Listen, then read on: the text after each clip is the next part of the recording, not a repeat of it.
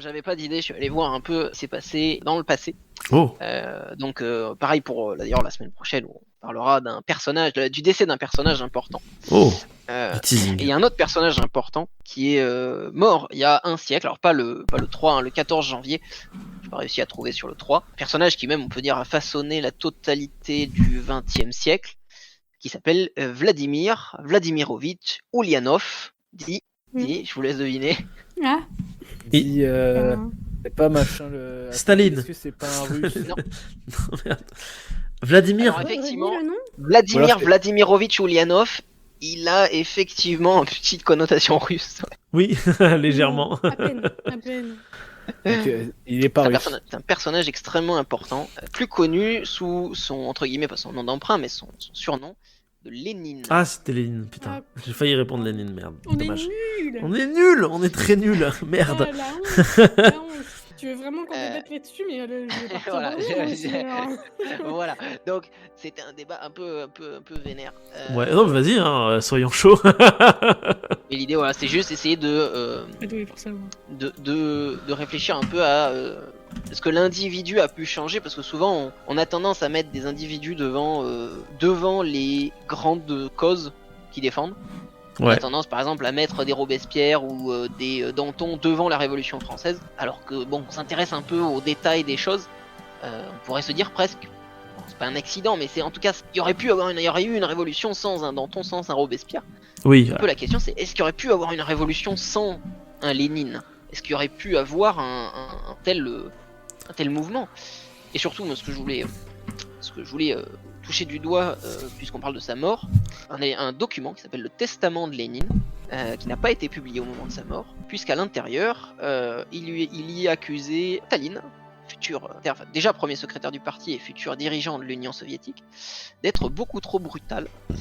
Et il avait envisagé de le faire remplacer en titre de premier secrétaire. Et du coup, en fait, comme j'ai pas des masses d'idées, je m'étais dit pourquoi pas discuter de ce que pourrait être une uchronie d'un univers sans Staline. Lénine, ou d'un univers où Staline a été refusé du pouvoir, puisque c'est quand même assez dense en termes de conséquences. Pas mal. Surtout que on le visualise assez peu, parce qu'aujourd'hui on imagine les dirigeants de l'Union soviétique comme Lénine, Staline et parfois Trotsky. Alors qu'en réalité, il y a des dizaines de personnes, des dizaines de noms qui se battent tous pour que leur version du marxisme soit la bonne. C'en est assez délirant parfois. Ils se battent sur des détails de programmes. Ouais. Et ils changent d'avis sur le lendemain, histoire de filer avec le vent. Et du coup, voilà, c'était un peu la question de débat, c'était et si. J'aime bien les uchronies, donc quand je sais pas quoi faire. Une petite uchronie de temps en temps, ça fait du bien. Bah, Surtout qu'il nous balance ça et après il va aller dormir. Non, mais en vrai, Non, je vais rester le sujet il est vachement intéressant. Moi je m'y connais pas suffisamment en révolution russe pour le savoir, mais je suppose que en réalité, si Lénine est supprimé, il y a forcément d'autres personnes qui vont arriver. C'est-à-dire que c'est pas un individu qui crée une révolution, c'est pas un instant qui crée une révolution, c'est une conséquence de plein d'autres trucs. Donc c'est juste des petits rouages. La révolution russe, elle serait arrivée à un moment donné ou à un autre. Ça aurait peut-être été plus tôt, ça aurait été plus tard, mais de toute façon ça serait de mon point de vue, je pense que ça serait arrivé. Alors après, je saurais pas quel nom mettre à la place de Lénine parce que je n'y connais pas grand chose. Ouais. Mais abîmer les méninges à trouver quelqu'un. En vrai, on peut chercher. Regardez, hop. Ouais, ça nécessiterait des connaissances. Révolution russe Wikipédia. Voilà. je peux vous en donner une partie. En tout cas, je cite de tête. Hein. Attention, je ne suis pas expert sur le sujet. Je ne me prétends de rien du tout. Je cite de tête ce que j'ai lu dans un état malade.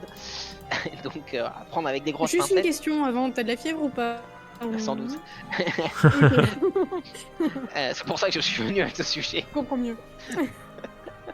Mais paradoxalement, si la révolution russe aurait sans doute eu lieu dans tous les cas, parce que la situation en Russie était bien trop explosive pour qu'il ne se passe rien. Et basiquement, si Lénine n'était pas là, les bolcheviks ne seraient peut-être pas arrivés au pouvoir. Ouais. Mais les mencheviks, un autre parti, un peu plus modérés que les bolcheviks, et surtout qui ne comprennent pas Marx de la même manière, et pour qui la dictature du prolétariat, c'est pas une dictature au sens littéral, comme l'entend Lénine, Ouais. mais une dictature de la majorité, c'est-à-dire l'élection démocratique majoritaire dans une assemblée. Ok. D'accord. Waouh, c'est intéressant. Ce qui veut dire qu'on aurait pu avoir une Union soviétique, ou en tout cas un régime socialiste russe, démocratique et socialiste. Ok. Ce qui change. Ça change pas mal de choses hein, finalement, ouais. Ouais, c'est clair. C'est clair, c'est clair. Vraiment, ça me change des quantités de choses. Parce que ne serait-ce que la perception du communisme à l'international ou du socialisme de manière générale complètement changé, puisqu'on n'a pas forcément affaire du coup à des totalitaires qui vous envoient dans un goulag si vous avez mal regardé le patron. Donc ça ouvre des portes assez gigantesques. Ça ouvre potentiellement aussi des portes plus sombres, hein, parce que si l'Union soviétique a réussi à survivre à l'effort de guerre nazi, c'est aussi en partie parce que la dictature a permis aux dirigeants communistes d'imposer une industrialisation rapide, qui aurait peut-être pas été aussi massive ou peut-être pas aussi radicale que celle qu'a connue dans la réalité l'Union. On aurait pu même imaginer une république socialiste soviétique qui se rabiboche avec les puissances occidentales, avec un socialisme à visage humain entre guillemets, si on peut se permettre l'expression. Oui, du coup, peut-être pas de guerre froide post-seconde guerre mondiale, quoi, de fait. En fait, ça ouvre en fait un champ Un éventail, qui est immense, parce que du coup, on se retrouverait avec des mencheviks au pouvoir.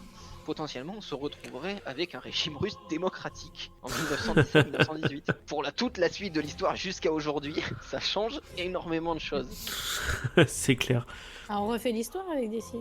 Bah oui, c'est le principe de l'Uchronie, c'est ça qui est chouette. Et après, j'imagine que avant même de partir vers une potentielle démocratie, je suppose que dans le parti même bolchevique, tu devais avoir d'autres noms que Lénine. Là, je vois mais c'est vrai que celui en tout cas qui a popularisé le bolchevisme pas en tant que communiste, hein, vraiment en tant que bolchevique. Ouais. Donc cette aile là du parti, c'est Lénine qui l'a lancé. C'est lui d'ailleurs avec le chef du parti menchevique ensuite, qui s'appelle Matrov, je crois de tête. Je dis ça tout de suite, je crois. Oui, c'est ça, c'est Julius Matrov. Je vois une photo de Pavel Axelrod, Julius Matrov et Alexandre Martinov, qui sont les dirigeants du menchevique en mai 17. Voilà, ces individus potentiellement auraient pu se retrouver au pouvoir. Ouais. Ou d'autres individus encore, c'est toute la difficulté de l'Uchronie, c'est que c'est très facile de savoir ce qui se passe dans les semaines qui suivent, dans les mois qui suivent. Ouais, dans les années qui suivent. Plus on avance dans le temps, c'est que plus c'est compliqué. Et parfois, ça permet de mettre le doigt aussi sur le fait que certains phénomènes dépassent très largement un individu en particulier. Ou à l'inverse, que cet individu en particulier a des capacités hors normes. Ça permet de faire un peu le distinguo. Ça permet d'aller se pencher sur Alexandre. Est-ce que Alexandre n'est pas existé ? Est-ce qu'on se serait retrouvé avec une aussi grande invasion du monde perse par les Macédoniens. Et non, ouais. Et puis du coup, ça aurait changé beaucoup de choses vis-à-vis de l'hellénisme aussi. Ouais, non, pour le coup, je pense qu'il y a un distinguo à faire effectivement entre les mouvements de masse qui de toute façon seraient arrivés quoi qu'il arrive, et certains individus qui pour le coup vont peut-être plus marquer pendant un temps assez court, parce que finalement à chaque fois, enfin Alexandre c'est très très court comme temps, mais dont l'impact va être quand même assez élevé quoi. L'un des plus connus. C'est s'il n'y avait pas eu de l'attentat à Sarajevo, donc l'attentat de l'archiduc d'Autriche François Ferdinand, et donc l'événement qui va a posteriori déclencher la Première Guerre mondiale. Mais il y a beaucoup de gens qui se penchent sur l'histoire alternative qui, en regardant la manière dont les puissances se sont montées les unes contre les autres, la course à l'armement, les haines, hein, la haine pure de la France à l'égard de l'Allemagne, et inversement, on aurait de toute façon eu sans aucun doute une Première Guerre mondiale. Moi je pense qu'on se serait pété la gueule, oui, ça c'est clair, ils avaient tellement envie de le faire que ça serait arrivé à un moment donné ou à un autre. C'est-à-dire que tout le monde était tellement persuadé d'être plus fort que l'adversaire grâce à son jeu d'alliance que l'événement serait arrivé quand même. Mais la grosse question c'est plus l'événement arrive, d'accord, mais si on change la date, est-ce que ça change quelque chose ? Ah ouais. C'est ça qui est parfois assez subtil. c'est qu'en changeant un petit événement, quelque chose qui a pas l'air gigantesque, et parfois ça peut changer beaucoup de choses. Bah, par exemple, est-ce que si on veut rester sur les thématiques un peu de Première Guerre mondiale, si mettons que Jean Jaurès n'ait pas été assassiné, est-ce que ça aurait changé des trucs, des trucs, même si la guerre venait d'être déclarée au moment où c'est arrivé, est-ce qu'il n'y aurait pas eu des potentialités pour que ce soit peut-être un peu moins meurtrier côté français ou des trucs comme ça, ou est-ce qu'il n'aurait pas été un poids d'une certaine opposition vis-à-vis du gouvernement de Clémenceau? Est-ce que ça j'y crois moyen. Ouais. Parce que aussi fervent, aussi admirable soit Jaurès, il est un peu tout seul. Pas se mentir, en 14, l'Union nationale, elle regroupe tout le pays. Les anarchistes sont parmi les premiers à se rendre à la conscription pour aller casser de l'empire Bosch, le fameux empire qui avait, entre guillemets, fait périr la commune quelques années plus tôt. Malheureusement, avec ou sans Jaurès, c'est d'ailleurs un peu ce qui est triste, hein, on aurait très bien pu garder Jaurès du coup. Comme quoi.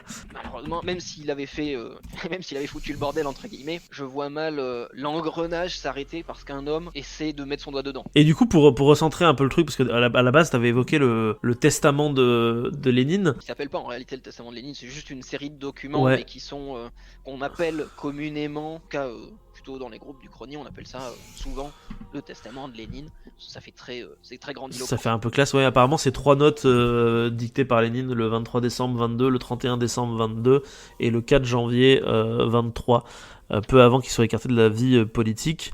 Et oui, ce que tu disais, c'est quoi? Il dit que Staline est trop brutal, propose de réfléchir, de le remplacer au secrétariat général par un camarade plus tolérant, plus loyal, plus poli, plus attentif en faire des camarades. Et du coup, alors, qui aurait pu jouer ce rôle-là si Lénine avait vraiment pu empêcher l'arrivée de Staline? Qui aurait été plus modéré à cette époque-là?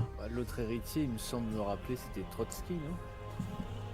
En règle générale, Vous pensez qu'il aurait choisi Trotsky? En règle générale, en tout cas de tout ce que j'ai vu en histoire alternative, c'est quasiment systématiquement Trotsky. Pour la simple raison que c'est un individu qui est très charismatique, qui a une très forte influence sur le parti.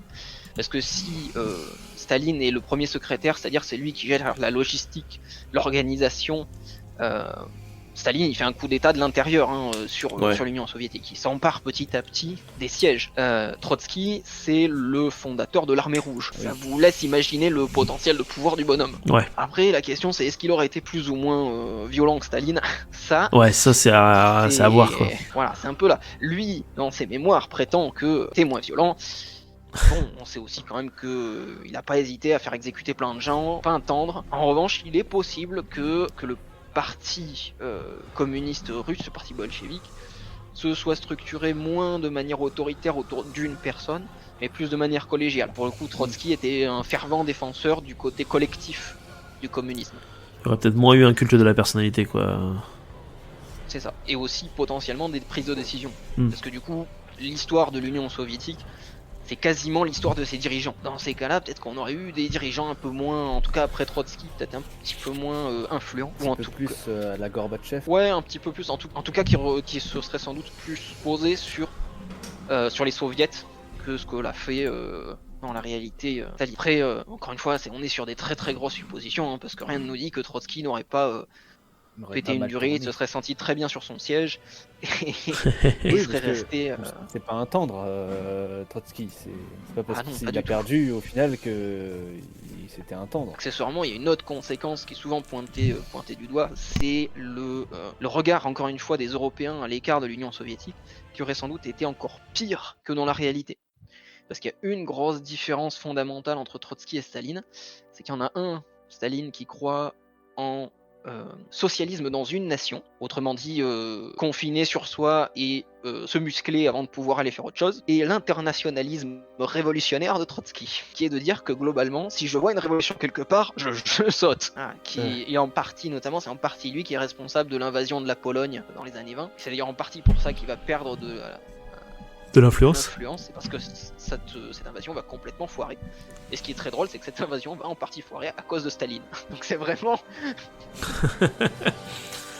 On est vraiment sur un duel entre ces deux-là qui fait que souvent, même s'il y a d'autres noms qui sortent, comme Boukharine, le chef de la Pravda, c'est-à-dire le journal La Vérité.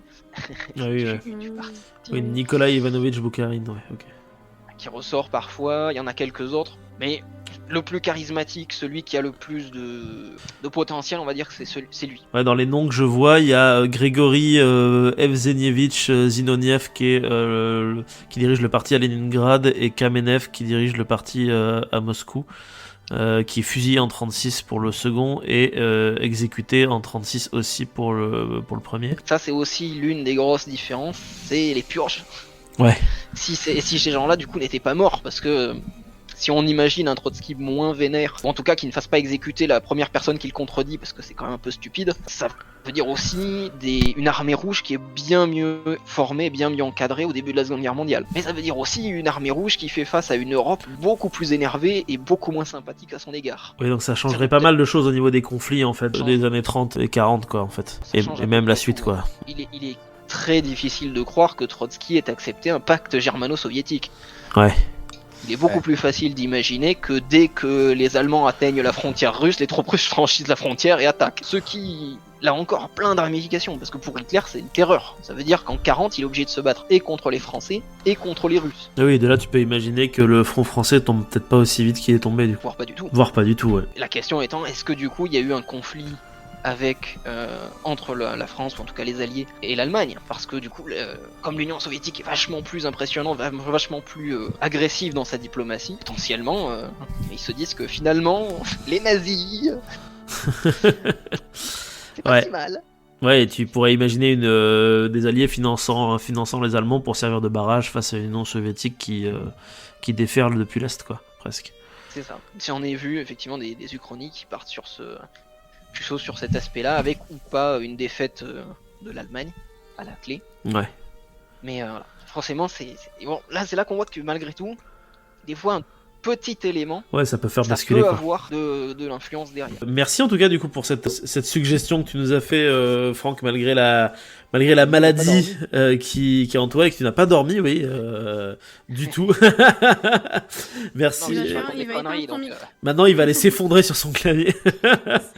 Il y avait de la vaisselle, je crois, demain. C'est ça. Si ce petit instant passé en notre compagnie vous a plu et que vous avez envie d'en passer d'autres avec nous, eh bien n'hésitez pas à vous abonner, mettre un petit pouce bleu, partager la vidéo ou encore nous suivre sur les réseaux sociaux.